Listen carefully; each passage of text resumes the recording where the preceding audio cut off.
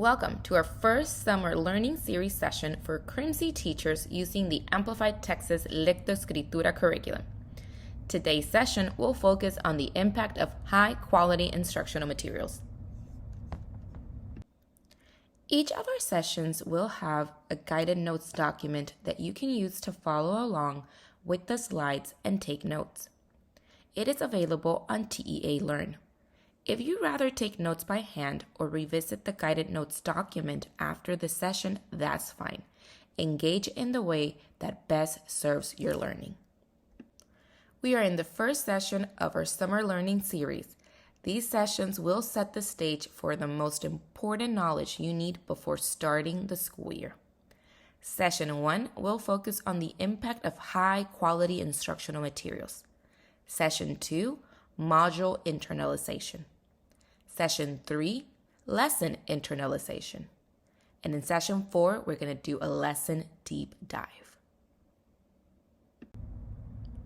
As you can see in our guided notes and may have seen on TEA Learn, the goal of this session is to make connections between the opportunity myth, research-based instructional strategies or RBs, and high-quality instructional materials or HQIM. These connections will help build your investment to prepare for the school year.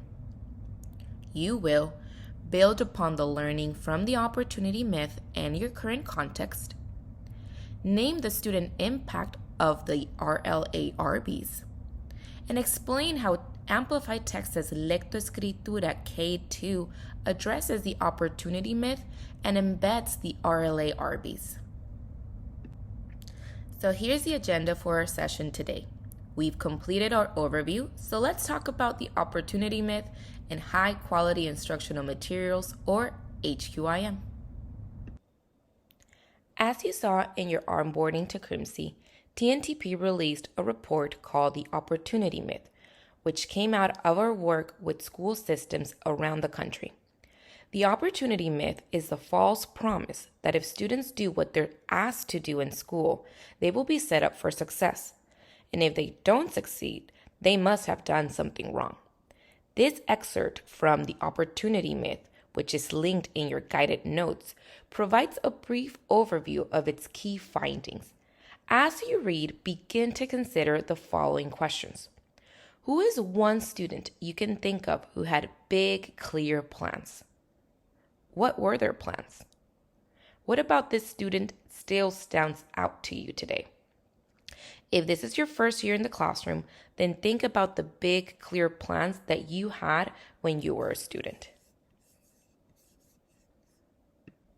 Now, take 2 minutes to jot down your reflections and answer to these questions in your guided notes. Let's talk about HQIM. High-quality instructional materials are curricular resources that ensure full coverage of Texas essential knowledge and skills, are aligned to evidence-based practices in the relevant content area, support all learners, including students with disabilities, English learners, and students identified as gifted and talented. Let's reflect. With the opportunity myth in mind, what impact do you think using HQIM will have on students?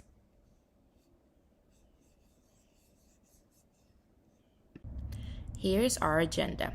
We are now going to talk about RLA, research-based instructional strategies, or RBs. A large part of our goal in this session is to understand and make connections to research-based instructional strategies, called RBs for short. So what are the RBs? RBs are a set of research-based practices that highlights misconceptions common in the field. They're topics that require conceptual or philosophical shifts in approach to instruction.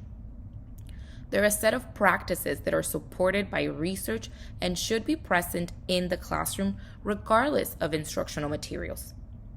They're a set of practices that relate directly to the design of instructional materials and or the approach required to implement them well. RBs are not topics that are commonly agreed upon. For example, materials should be aligned to the standards. RBs are not topics not related to curriculum and instructional materials. Example, classroom management, best practices.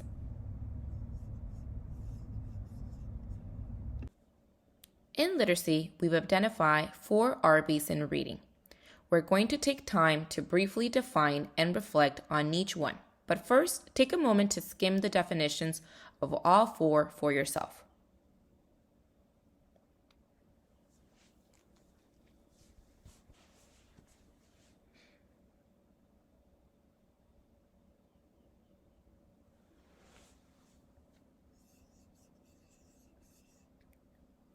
This is the foundation of strong instruction and the foundation of AmplifyK Texas Lectoescritura. As we walk through each RBs, you will reflect on which of these practices are you already doing well with in your classroom. In which of these practices are you most excited to grow? After defining each reading RBs, we will explore how AmplifyK Texas Lectoescritura aligns with the strategy. Our first RBs is foundational skills. There are 3 parts to this: systematic, explicit, and practice. These are also shown in your guided notes. In order to teach all students to learn how to read, we must use the elements of the first RLA RBs. That instruction is systematic, that it follows an intentional research-based progression. That instruction is explicit, opportunities for students to read, write, think, hear, and say. And that instruction includes practices in text, including making meaning of what is read. As we're learning more about these elements, be thinking about what this means in terms of high-quality instructional material and teacher development and your role in that. Now, let's take some time to independently read the description of each RBs in your guided notes and reflect on the student impact. How can implementing these instructional strategies impact student outcomes? RBs reflection.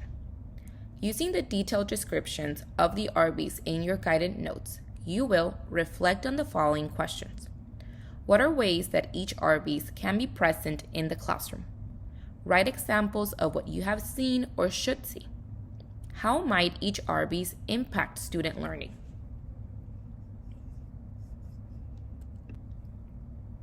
Now that we're a little more familiar with reading RBs, let's look at how they're represented in AmplifyK Texas Lectoescritura. What's very exciting is that you don't need to integrate the RBs into the classroom on your own.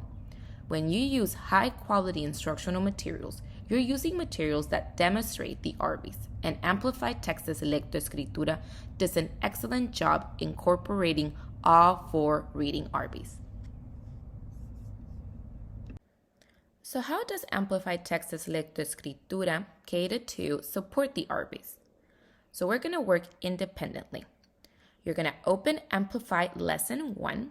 You're going to skim the lesson looking for examples of the RBs throughout. Some places to look is the primary focus of the lesson at a glance, or the foundational skills or the reading sections. Once you're done, in your guided notes, write your findings.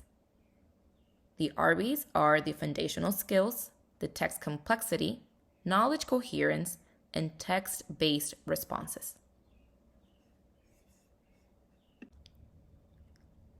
Hopefully, you were able to find a ton of great examples.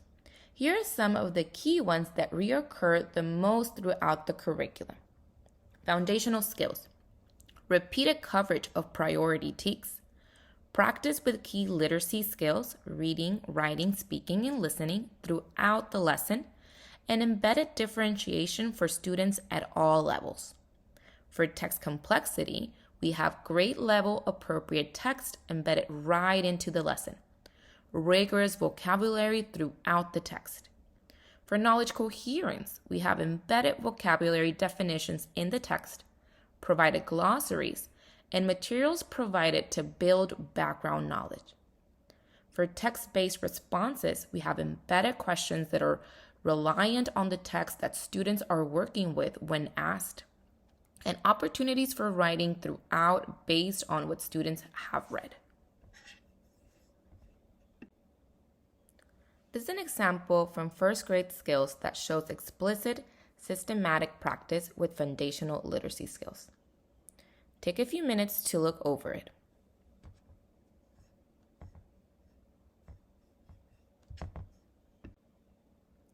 In this example from Habilidades y Destrezas, Grade 1, Lesson 10, we again see how the systematic instruction is explicit and provides the students with opportunities to practice reading, writing, listening, and speaking. Now, let's consider how complex texts are used within AmplifyK's lectoescritura. Complex texts are those that provide students opportunities to work with new language, knowledge, and ways of thinking.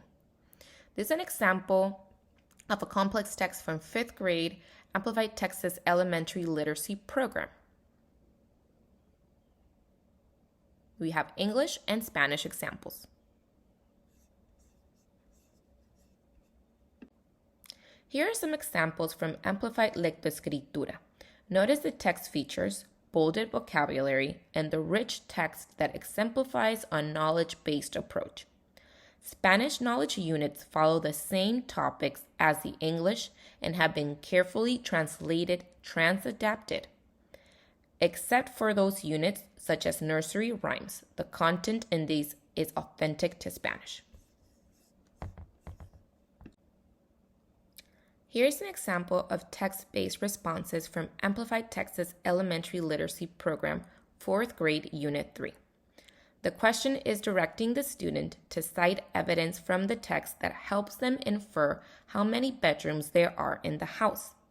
The question can only be answered by reading, analyzing, and synthesizing the text in order to infer a response.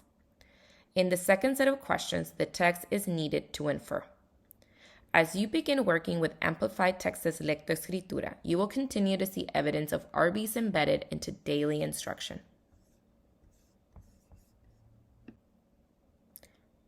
Each of these sessions will have about 30 minutes of post-session work to give you asynchronous time to meet the objectives.